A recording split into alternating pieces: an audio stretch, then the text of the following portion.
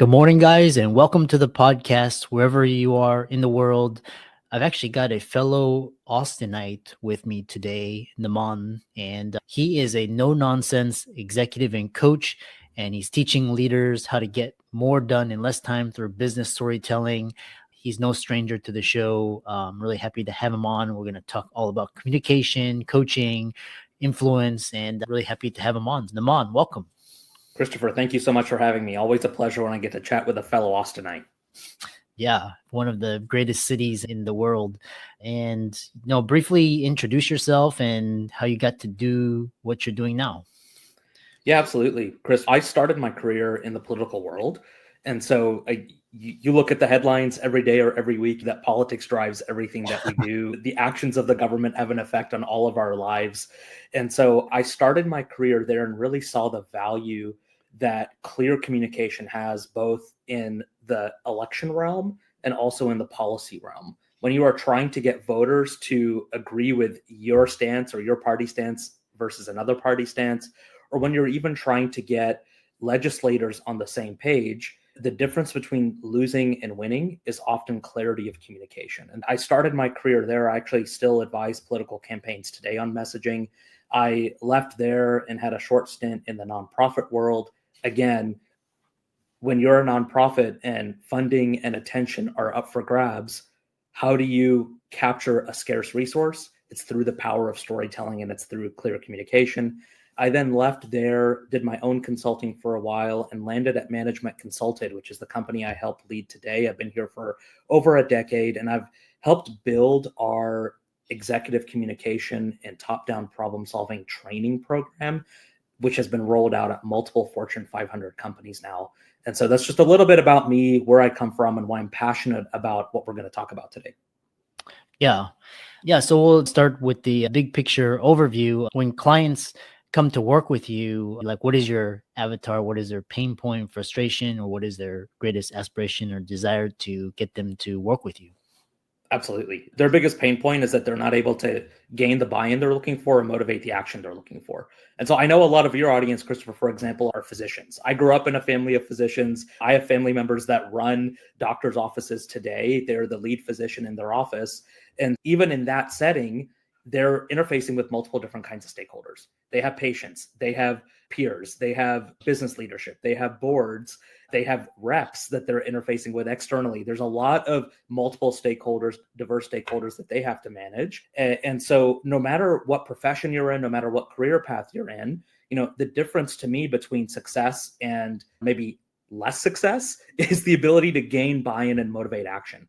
We are all, whether we realize it or not, whether we like it or not, we're all salespeople. We're all salespeople for our ideas. We're all salespeople for our own approach. We're all salespeople for what we think is the best thing to do. And the clients that come to me, the teams that come to me, the individuals that come to me, they say, I'm tired of being looked at as an analyst. I want to be seen as an advisor. So I want to be seen as an advisor inside of my own organization. I want to be seen as an advisor with my clients, with my prospects. And so storytelling is the way that you shift that perspective that people have of you from being just someone who can share information to being someone who can share insights. Interesting. A follow-up question I have for you is just lay the groundwork, because you've worked in politics and also corporate nonprofits. And there's another guest I was talking to yesterday, and he's also a leadership management consultant. And we're talking about this disconnect. There's just lack of connection. Like, just people don't trust CEOs. They don't trust leaders. They don't trust government. And there's, like, when the world is going to shit, they're like living the high life. So what is the problem there with, and how can we solve it? So that's a deep question. I don't think we have the time today to unpack it fully, but I will say this: all communication, whether it's political communication or business communication, needs to be oriented around your audience.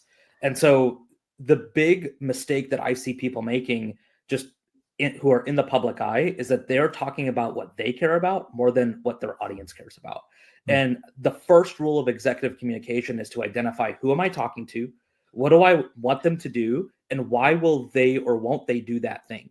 And if you can't answer those three questions, then you by definition can't be a clear or effective communicator. And what are the most common communication mistakes you see, even in the smartest leaders today? Yeah. So one of them I just mentioned, which is, hey, I'm going to talk about what I care about, regardless of what my audience thinks. That's number one. I think in a professional setting, like this is especially true for those who are listening that are in professional services. So whether you're a lawyer, a consultant in corporate strategy, what have you, I think the worst mistake that you can make in that kind of setting is surprising your peers or surprising your clients. So Mm, that is the cardinal sin. You will have very gifted communicators walk into a room and share a message or a story that hasn't been pre-vetted, that they haven't seeded support for ahead of time. And so they think their charisma, they think their evidence base can carry the day. But when you surprise someone to that degree, it doesn't really matter how charismatic you are. It doesn't always matter even how strong your evidence base is. You have to learn how to build rapport and build consensus in a collaborative way. And then the last thing that I'll just say in terms of big mistakes that I see leaders make in terms of communication is that they think communication is about what they look and what they sound like. And a recent study published in Harvard Business Review talked about how 76% of our perceived credibility is derived from the structure of our communication, and only 24% of that perceived credibility is derived by the content of our communication. And mm, so a lot of leaders I know spend 95% of their time focused on content and only 5% of their time focused on structure. Where if they first figured out how they wanted to structure their communication, the content would naturally fall into place. And so those three questions that I mentioned earlier, Christopher, who's my audience? What do I want them to do coming out of this interaction? And why will they or won't they do it? That's how you start to structure your communication and determine the right content to include. Interesting. The other thing that I noticed, I've been out of the corporate world for almost 9 years now. And the one thing that I found very amusing was every time there's something, it's like a platitude, or you hear people on TV and the news, they're just like sounding robotic and rehearsed and just talking non sequiturs. So how do you help leaders communicate clearly without sounding robotic or rehearsed? Yeah. So the short answer, Christopher, is it's practice.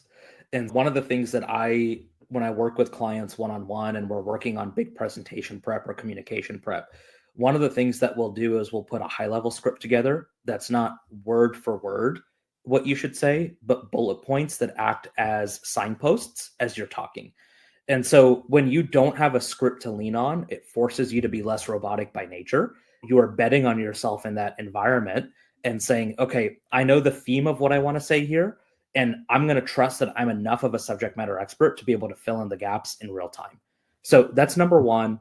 And then number two, for people who use slides, I find that often their slides actually lead them to being poor presenters because the slides are overpacked. There's too much data.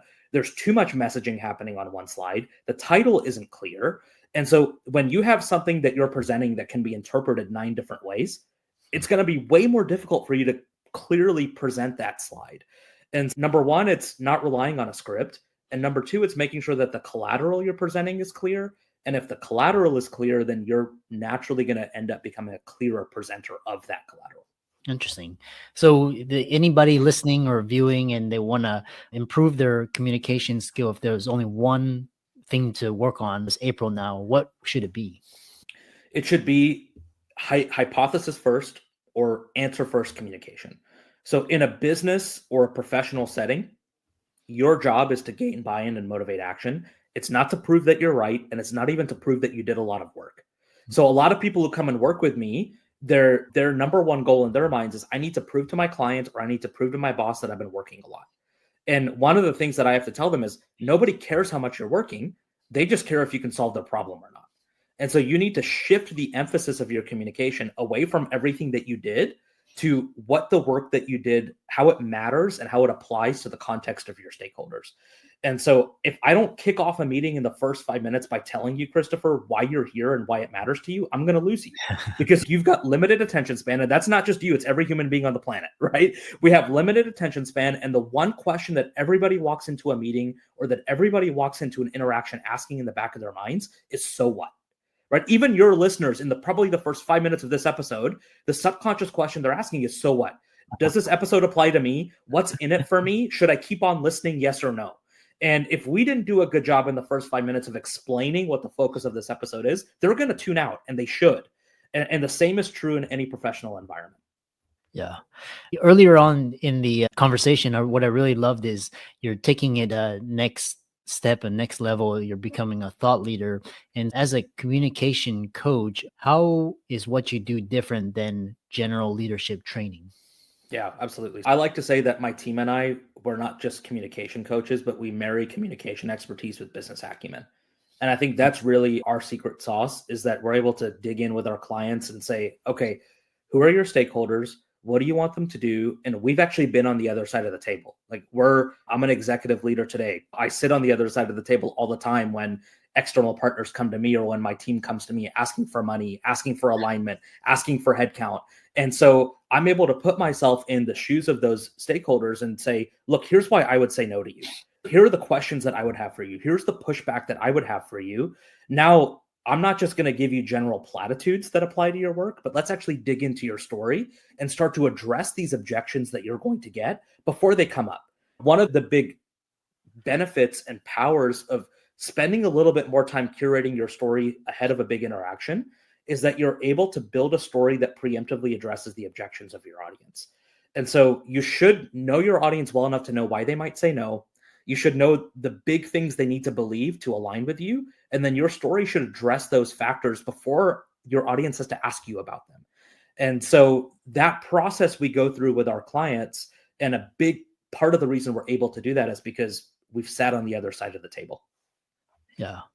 The other question is sometimes people suffer from blind spots. And so, what are some symptoms that signify communication isn't working? And how can companies recognize that they need help, and how can you help them? Yeah, absolutely. So let me just give you some symptoms, and it is very function dependent, Christopher. For example, when we work with revenue generating teams, some of the symptoms of poor communication are stagnating or declining revenue, are longer sales cycles, are interactions that are not driving to the next step that you want a prospect or a client to take. For folks that are working in account management, some of those symptoms are, you know what? I'm not able to get the data that I'm looking for from my clients or from my partners. You know what?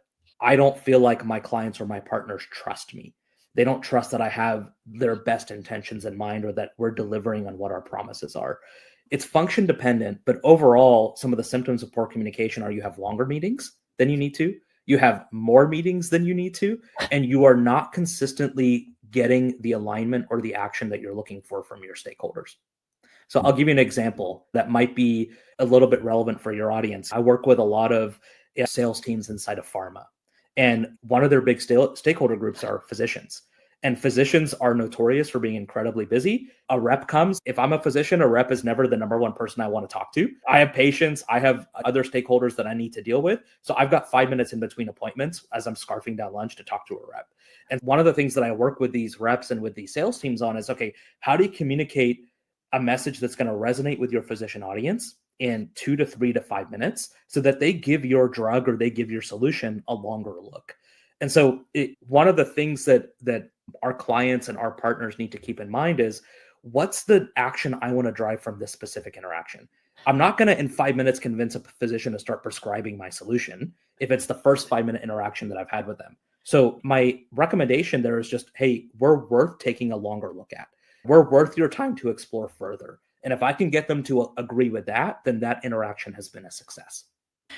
The other question I have for you is now we're in the informational age and we're drowning in data. How do Mhm. you approach the subject of artificial intelligence when you're coaching leaders around communication and people are worried that their jobs are going to get lost and destroyed? How do you approach that? Yeah. Artificial intelligence is a powerful tool, but because it's a tool, it means that you need to wield it. It should not control you. And so, to me, the number one skill that cannot be automated away is storytelling. It is the quintessential human skill.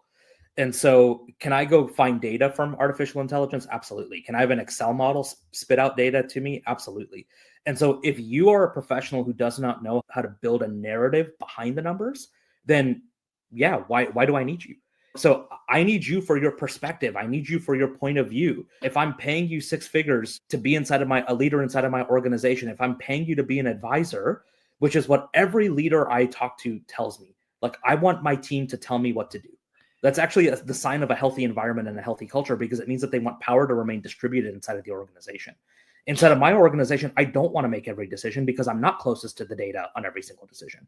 I want my team to come to me and say, Namaan, here's what I think we should do, and here's why. I want them to retain that power and retain that ownership. And so if they come to me and they say, look at this spreadsheet or look at this AI output, make a decision, all they're doing is dumping data in my lap. And so why do I need them if there's a software, a program, or AI that can do the same thing? I'm paying them for their perspective on that data. I'm paying them for their insights. So if you can train yourself to not just share information, but share insights, if you can train yourself to, in every interaction possible, come with your point of view, then your role really cannot be automated away. And what kind of results have you seen in clients that have benefited from your communication coaching and preparing for high stakes moments like board presentations and so on? Yeah, so high level, Christopher, our clients have seen over $100 million in cumulative impact. That means that they've seen millions of dollars of additional revenue generated because we've worked with their revenue generating teams to clarify the story and clarify the value proposition for each customer segment that they're targeting. And it also means that they've unlocked efficiencies on the back end because they're having fewer meetings, they're having shorter meetings, and what used to take 6 months to approve now takes 30 days. And so there's efficiencies that are unlocked on that side of the equation as well. If people were listening to this, they want to connect with you, pick your brain, work with you, connect with you, how can they do that? Yeah, a couple different ways that you can find me. I'm decently active on LinkedIn, so you can look me up by my name on LinkedIn, send me a message. I'm happy to respond to any questions that you have. You can also check out our company. Our company is called Management Consulted, and you go to managementconsulted.com. You'll learn more about us, more about some of the approaches and the frameworks we teach, more about some of the clients who we partner with, and you can find out more about how to get in touch with us at managementconsulted.com. Yeah, excellent. I really enjoyed this conversation and really a lot of valuable insights and advice. And thanks so much for coming on.